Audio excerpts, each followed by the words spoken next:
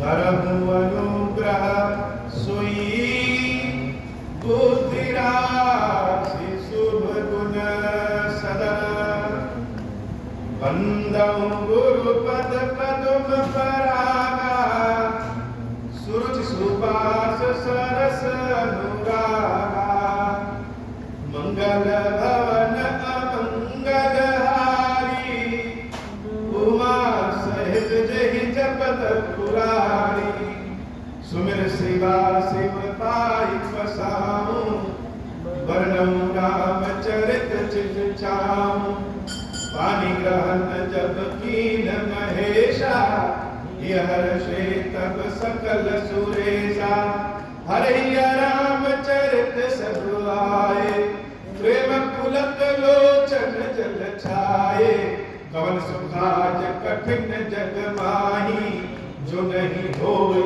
तात तुम पाही राम काज लगी तब अवतारा सुनता ही भयो हे महादेव इस जगत बाबा इस जीवन बाबा न कोई कार्य कठिन है नहीं कोई कार्य संभव है भैया सारे कार्य सरल और संभव हो जाते हैं बाबा अगर आपकी कृपा हो जाए राम कथा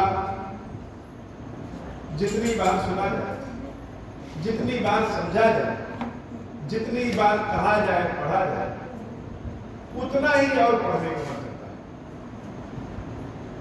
मानस की कथा को कहां से शुरू करें और कहां समाप्त करें यह तो एक चक्र है।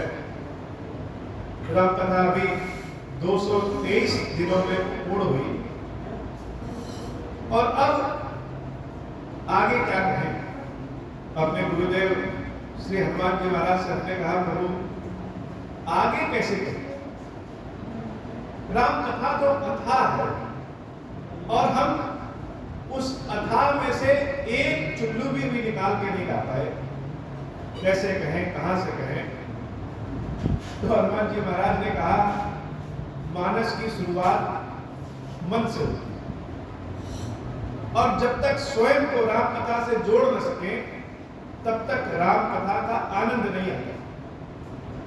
राम कथा का असली आनंद तब है जब हम स्वयं को राम कथा से जोड़ सके। अब आप कहेंगे कि हम राम कथा से जोड़े कैसे। राम कथा अमृत है, राम कथा गंगा है, राम कथा सुख है। राम का नाम दुखों के मूल का नाश कर देता है। एक बार भी राम नाम लें तो कष्ट दूर हो जाते हैं। ऐसा हम नित्य प्रतिदिन सुनते हैं। जगह जगह सोशल मीडिया से लेकर के और बड़े बड़े पंडाल तक देख लें तो भगवत कथा चल रही है। लेकिन क्या वास्तव में राम का नाम लेने से राम कथा सुनने से किसी के कष्ट दूर हुए। कहते तो सब हैं कि राम कथा से कष्ट दूर हो जाता है, राम कथा अमृत है। लेकिन क्या सत्य में राम कथा सुनने से राम का एक बार भी नाम लेने से किसी के कष्ट दूर हुए। अगर हम व्यवहारिक जीवन में देखें तो इस कलयुग में बड़ा दुख है और यह भी सत्य है कि जहां देखें वहीं धार्मिक आयोजन हो रहा है। तो क्या भगवत नाम भगवत कृपा भगवत कथा इस कलयुग के आगे जीत नहीं पा रही।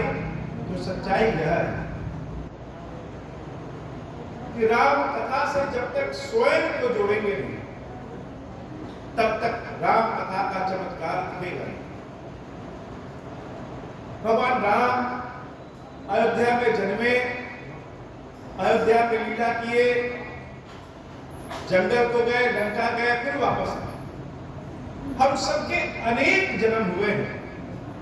सोचिए कोई एक ऐसा भी जन्म होगा कि जब राम नंगे पैर जंगल को जा रहे होंगे और देवी सीता और लक्ष्मण भैया के साथ बहुत तेज धूप में जब थक गए होंगे, पैरों में छाले पड़ गए होंगे और जिस पेड़ के नीचे बैठे होंगे हो सकता है किसी जन्म में वो पेड़ हम ही हो।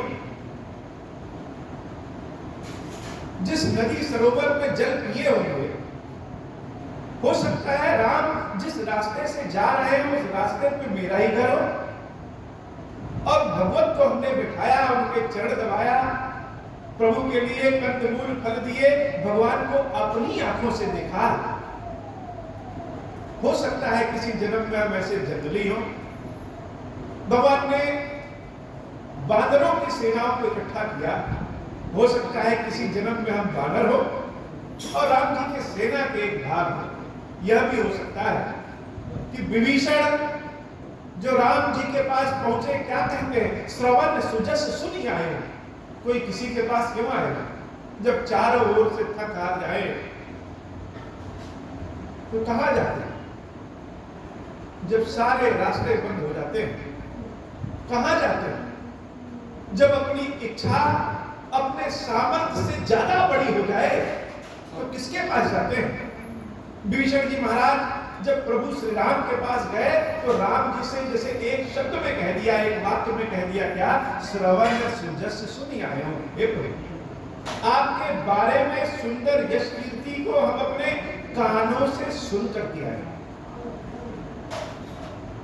भगवान की यश गाथा सुनकर के ही तो भगवान के पास आते हैं कि भगवान जब कृपा करते हैं तो एक नहीं जन्मों के कष्ट का हरण कर लेते हैं। ऐसी सुंदर गाथा हम श्रुतियों में, हम कथाओं में, हर जगह हम देखते सुनते आए। तो कोई व्यक्ति अगर भगवान के पास आकर के और भगवान पे समर्पित हो जाता है, उसमें उसका तो कोई दोष नहीं। तो हो सकता है किसी जन्म में अयोध्या में जब राम जन्म लिए हो और राम उत्सव हो रहा है तो उनके नृत्य करने वाले हम ही हो। तो राम कथा का असली आनंद तो तभी है जब हम स्वयं को राम कथा से जोड़ सकें। यह संसार, यह माया, यह तो एक माध्यम है। जैसे यह माइक हमारे पास एक माध्यम है, जैसे यह कैमरा हमारे पास माध्यम है कि इस सांसारिक माध्यम से अपने भगवान के नाम को सारे जगत में सुना सके। तो माया तो एक माध्यम है और यह माया जब मां के स्वरूप में होती है तो अपने पिता भगवान का पता बता देती है। और माया में अगर उलझ गए कि यह माध्यम नहीं है, यह साधन नहीं है, यह साध्य है। माया अगर साध्य हो जाती है तो व्यक्ति इस भंवर में गोल गोल गोल गोल घूमता रहता है। तो माया से दूर नहीं जाना, माया को अपनी मां बना देना। माया के गर्भ से ही हम सब जन्मे हैं। ईश्वर को जब अवतार लेना होता है, यद्यपि वह माया से परे है, फिर भी माया के गर्भ से ही जन्म लेते हैं। तो माया जब हमारी मां बन जाए तो भगवत सुख मिलने लगता है। भगवान का सुख अपने नेत्रों को बंद करके दर्शन करने से ज्यादा अच्छा है। भगवान ने जो आंखें दी हैं, उन आंखों से जब अपने प्रभु को निहारते हैं, भगवान ने जो हाथ दिया है, उस हाथ से जब उन महादेव को स्पर्श करते हैं, यह सुख संसार में सबसे बड़ा सुख, सबसे बड़ा सुख। मानस की शुरुआत में वर्णानाम अर्थ संघानाम, वर्णानाम अर्थ संघानाम, रसानाम छंदसामपि। अगर यह भौतिक जीवन आवश्यक न हो, भौतिक जीवन हमको भगवत की प्राप्ति न कराए, इसमें इतनी शक्ति न हो, तब तो व्यर्थ है। लेकिन यही शब्द अक्षर, इनके अर्थ रसों में, छंदों में जब सरस्वती के रूप में जिह्वा में आ जाती है, जब मन में आ जाती है, जब मंगल करने वाले गणेश के रूप में उनके साथ आ जाती, तो भगवान की वंदना, भगवान की अर्चना करने में जो सुख मिलता है, वह सुख अन्यत्र संसार में कहीं नहीं। बड़ा दुख होता है जब स्वयं के अंदर कोई कला नहीं, हम गाना चाहें तो गा नहीं सकते, भगवान की महिमा में हम लिखना चाहें तो लिख नहीं सकते, भगवान की सेवा में हम बजाना चाहें तो बजा नहीं सकते। भगवान की सेवा में हम चित्रकारी करना चाहें, कोई उनके वस्त्र सिलना चाहे तो सिल नहीं सकते। भगवान की सेवा में हम कर क्या सकते हैं? तो पाएंगे कि कुछ नहीं कर सकते। तो बड़ा दुख होता है कि ईश्वर ने हमको भी कोई कला दिया होता, कोई ऐसी चीज दी होती जिससे भगवान की सेवा कर सके, भगवान को आनंद के रूप में अनुभूति कर सके।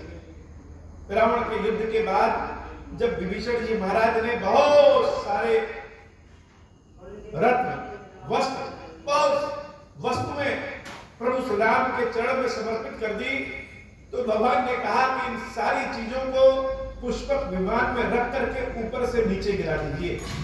ये सारे हमारे जो बानर हैं ये सब कर दें। और जब पुष्पक विमान से वस्त्रों की, रत्नों की वर्षा होती है, ये सारे बानर, अब इनको वस्त्र पहनने तो आता नहीं, इनके लिए कौन सा रत्न कैसा है ये क्या जाने। सोने के हार को पैर में पहन लिया, धोती को ऊपर लपेट लिया, ऊपर वाले वस्त्र को नीचे लपेट लिया, कौन सीधा है कौन उल्टा है पता नहीं। लेकिन यह बानर जब वस्त्र पहनते हैं तो इनको देख करके राम जी बड़े प्रसन्न होते। इन बानरों को बड़ा आनंद आता है कि मेरे वस्त्र पहनने से, मेरे आभूषण पहनने से मेरे प्रभु के चेहरे पे इतनी मुस्कान, इतनी प्रसन्नता है, तो हम इसको बार बार पहने। उन बानरों ने नाचना शुरू कर दिया और रघुपति अपनी आंखों से मानो उनको नचाना शुरू कर दिया। वो बानर नृत्य करते और अपने राम को जब प्रसन्न देखते तो और आनंद के भाव में आ जाते। ऐसे गुण तो मेरे पास नहीं है। हम कहें कि बाबा हम आपको नृत्य करके दिखाए तो नाचने भी नहीं आता। हम कहें बाबा आपके लिए कोई कविता लिख के दिखाएं, वह भी नहीं आता। हम कहें बाबा आपका श्रृंगार करके दिखाएं, वह भी नहीं आता।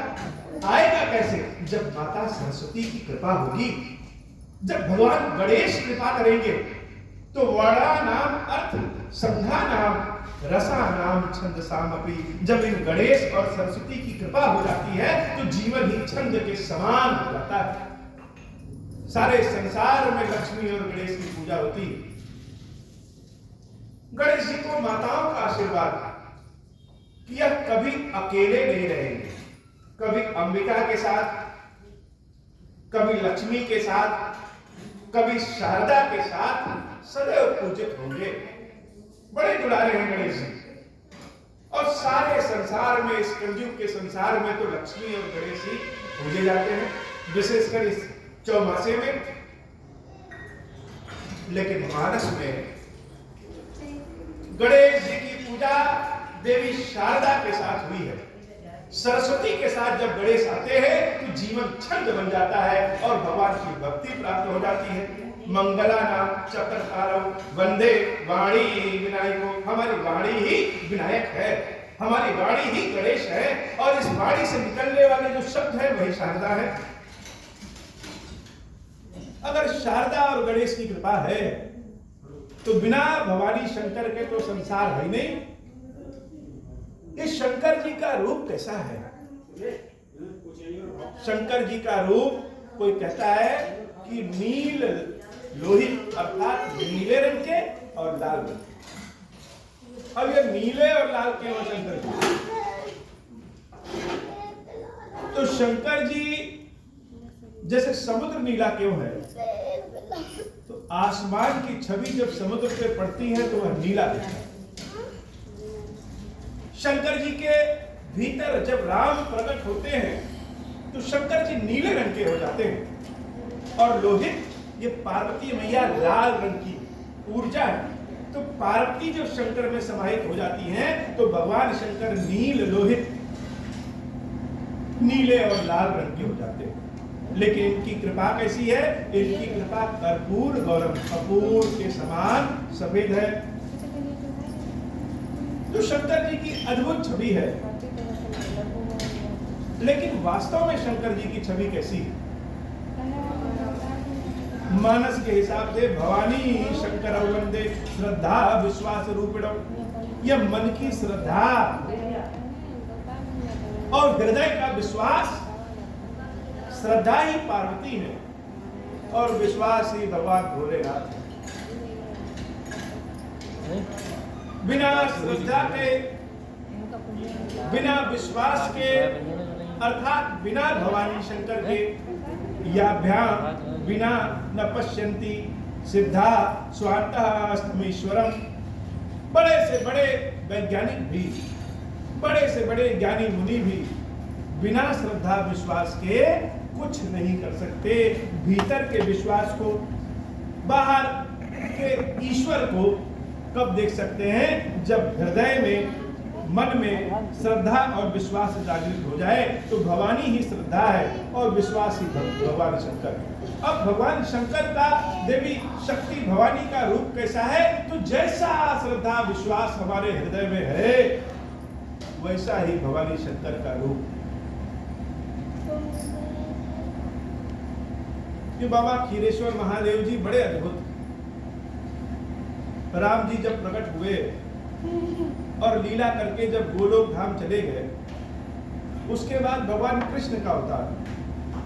ईश्वर समय के अनुसार अपने रूप बदल करके अवतारों में आते रहते हैं। भगवान शंकर के अनेक ज्योतिर्लिंग हैं। 12 ज्योतिर्लिंग तो हम जानते हैं, नाम सुना है। और हर रूप में भगवान शंकर। लेकिन ये शिव जी का जो खीरेश्वर रूप है, जैसे किसी जगह बहुत तेज धूप हो और एक बहुत घना पेड़ हो, तो पशु पक्षी मनुष्य भूत ब्रह्म सब उस पेड़ के नीचे आ जाते हैं।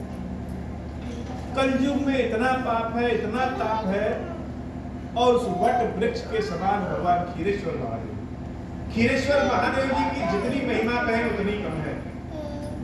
तो बाबा अगले कुछ दिनों तक कथा के स्वरूप में इस खीरेश्वर महादेव जी में, खीरेश्वर महादेव जी के आपके स्थान पे, आपके रूप के साथ साथ जितने भी देवी देवताओं के यहाँ रूप है, जो शिव के स्वरूप में, देवी के स्वरूप में यहाँ स्थापित है, उन सबकी कथा को थोड़ी बहुत सुनाने की इच्छा है। तो अगले कुछ दिन तक आपकी कृपा से खीरेश्वर महादेव धाम में उपस्थित सभी देवी देवताओं की कथा बारी बारी से सुनाई जाएगी। आज की कथा बाबा इतनी। श्री खीरेश्वर महादेव जी, खीरेश्वरी मैया जी, हम सब के ऊपर कृपा करिए और ऐसी कृपा करिए बाबा कि जो खीरेश्वर कथा आपने दिखाया है आज संसार में, यह हम अपनी बात आपसे कह रहे हैं, रुद्राभिषेक का चलन बहुत बढ़ गया।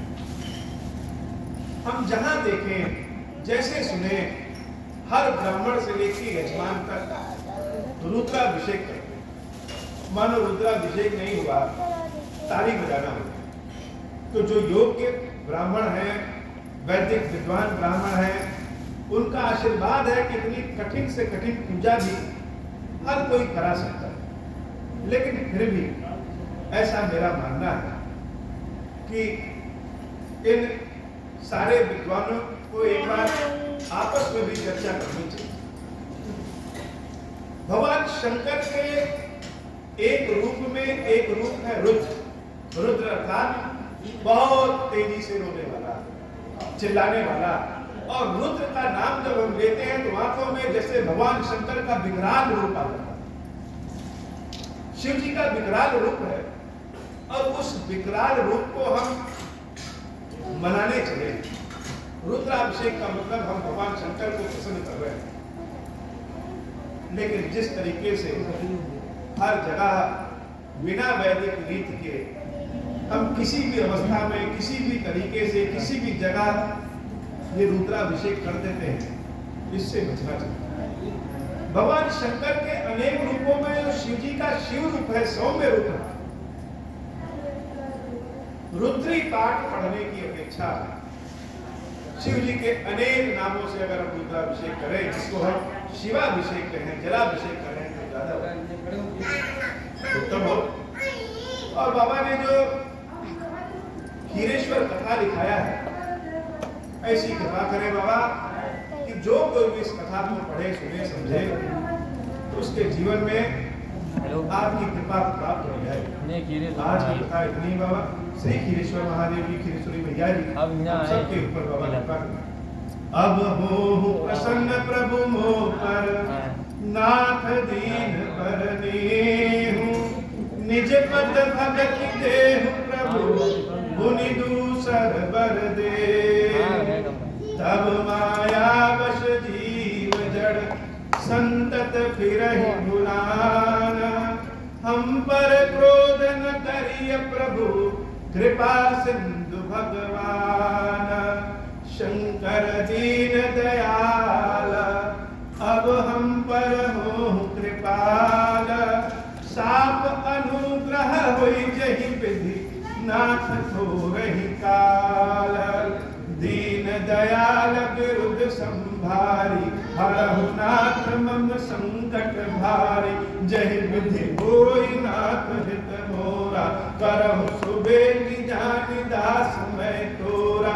राम राज बैठे त्रैलोका, हर्षित भय गए सब शोका।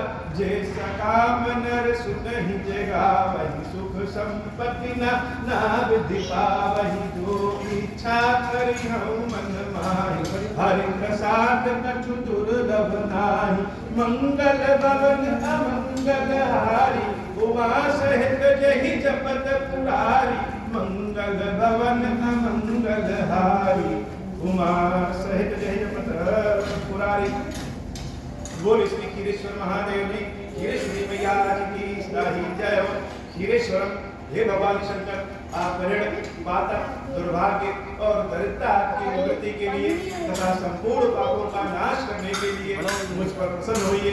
मैं दुख और शोक की आग में जल रहा हूँ, संसार भय से पीड़ित हूँ, अनेक प्रकार के रोगों से व्याकुल और दीन हूँ। खीरेश्वर, मेरी रक्षा कीजिए। देव देवेश्वर, सबको निर्भय कर देने वाले महादेव जी, मेरी इसकी हुई पूजा को पार्वती जी के साथ ग्रहण कीजिए। मेरा मंगल करिए। महादेव शिव शंभु, महादेव शिव शंभु, महादेव शिव शंभु। ओम श्री राम